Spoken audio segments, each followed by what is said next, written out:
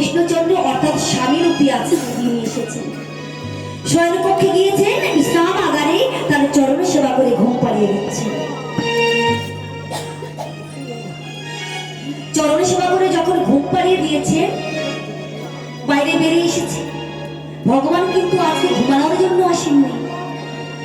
ভগবান এসেছেন যে গ্রন্থটি রচনা করতে করতে জয়দেব কবি চলে গেছেন, সেই গ্রন্থটি পরিপূর্ণ করার লাগে। এইবার ওই ভগবান কৃষ্ণচন্দ্র গ্রন্থাগারে গিয়ে সেই গ্রন্থখানে রচনা করেছেন। ঠিক সেই সময় পদ্মা এবার কি করছে, প্রসাদ পেতে বসেছে। যেই মুখে তুলবে, দূর থেকে আসল জয়দেব কবি আসছে আর বলছে, কি ও পদ্মা, তুমি কি করছো? তুমি প্রসাদ পাচ্ছ?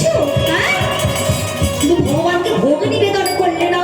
তুমি তুমি তুমি নিতুই নিতুই এমনি করো,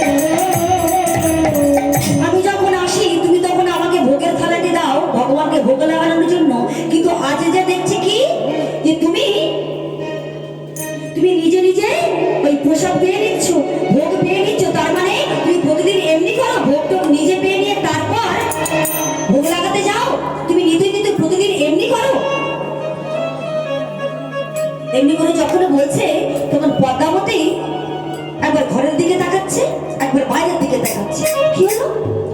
আমার স্বামী তো ঘরে আছে, কিন্তু এটা কে? বাবু একই দেখতে।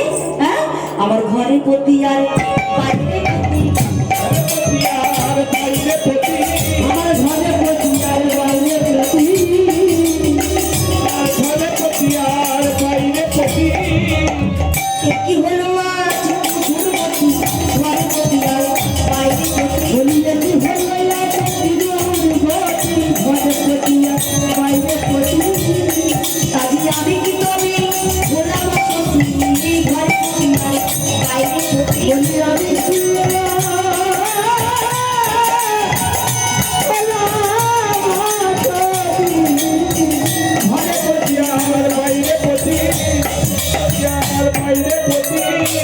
আমি ঘরে স্বামী আবার বাইরে স্বামী, আমি কি তাহলে কি অসতী হয়ে গেলাম?